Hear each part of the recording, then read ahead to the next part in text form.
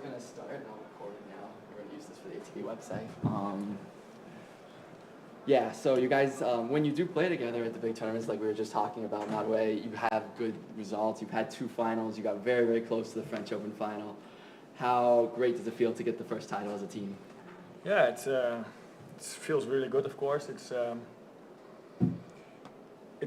you're on the right path, and this gives you that extra cherry on top. Yeah. I feel, and not even the title. I think the way we played today showed what we're capable of, and I think that's the most important thing for me. What I take out of this day is that we show that me and Bob's we have something. The chemistry on court, the way we play, it's a great mixture of all different kind of tennis put in one game, and I think we showed today what we are able to. And yeah, I'm really wondering what else we can do, because we have still some big tournaments to go, and I'm really hungry for more. Rohan, I was looking at your guys' scores this week, and it was 4-6, 7-6, 10 something, 4-6, 7-6, 10 something, 4-6, 7-6, 10 something. I don't know if that even hit you guys this week, but then the final turned it around, straight sets. What made this the best match you've ever played together as a team, as you said on the court? I think the number of messages I got this week saying that I don't want to be playing another super tiebreak. I think the first message was all, at least let's try and win the first set and then take it forward from there. I think there are a lot of people who watching, unfortunately, can't get to really watch these matches. So they're watching live scores. So it's even more worse, watching live scores, trying to follow the scores. So I think, but having said that, I think those close matches, pulling through those, you're obviously having more court time. You're trying to come through and fight some close battles there. We were a couple points or 1 point away from losing, those matches. So sometimes those weeks, makes a huge difference for your confidence. And I think that's what really helped us this week and playing really good in that final. I think we were striking the ball extremely well today, and I think that put a lot of pressure on them right off the bat. And it's always hard with these deuce points and no ad scoring. So we are really happy to get our first title together. Awesome. All right, questions from the journalists? You want to start? Just ask you in general. I've always played doubles myself, so I empathise, but I find usually people say, "Oh, doubles, that's not really tennis, is it?" And I'm just wondering what you feel.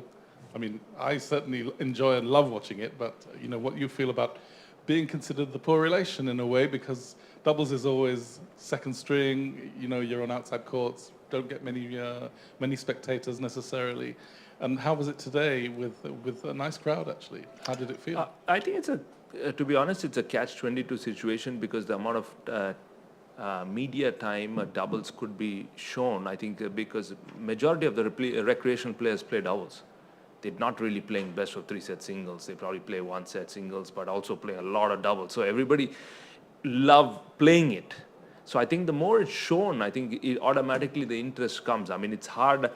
I know when teams are splitting, playing with different partners, it's hard, for the tournaments. But still, having said that, I think the more doubles is shown, I think the interest will automatically pick up. And I think that is where there is a missing link, which I think can change for the better. And for yourselves this week, did you sense a good interest in your matches? No. Yeah, I mean, today, especially in the finals, I think they were really supportive and with us during the match. I mean, we had some crazy points, even though we had on the outside courts also, but unfortunate, not many people could watch that. But today, yeah, I think really great atmosphere. It's very intimate. The seating here, so it's really nice, and you can kind of see the reactions, and it's beautiful. So really happy, to be playing in Tel Aviv. Very, very first time for me. So happy to be in this country, to be honest. Where do you go from here? I guess you have an appetite to continue playing together, will you? Yeah, we fly tonight. We go to tomorrow morning actually. Yeah. Well, we go tonight to the airport, and then we have to wait 5 hours. We go to Kazakhstan. This is gonna be a 500 series. After that, we're gonna play in Gijón, Spain. And then we have Antwerp, then we have Vienna, and then we have Paris as the last tournament of the year. So we have still quite some tournaments left. I just turned on my phone hoping that somebody calls and says, "Oh, there's a private flight going to Nur Sultan."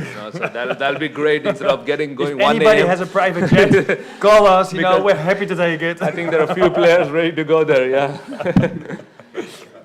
Cookie, go ahead. You said crazy points. In the middle of the first set, there was one really crazy point. I think I was broadcasting the match. It was the best point I ever saw in doubles. One of the best. From the 2-0 to 3-0? Yes. The long point, and you made this point. Yeah, no, I think it's we have to go and watch it because there's this point was so crazy that sometimes you forget how the point even started and how we ended up on the other side of the court.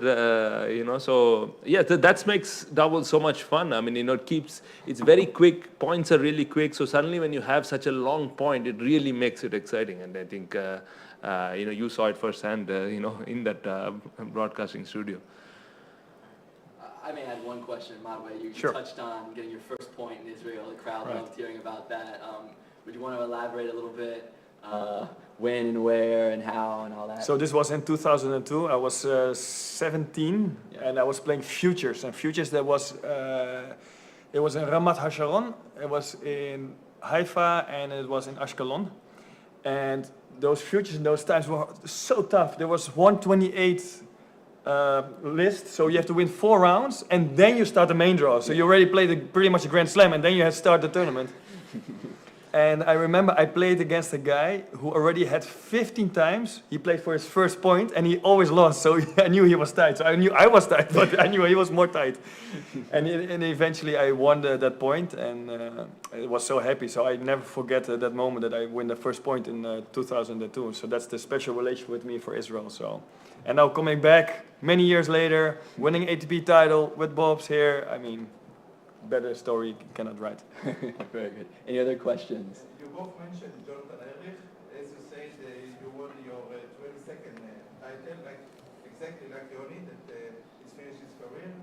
We'd like to know, we'd like to hear both of you say something about Jonathan Erlich.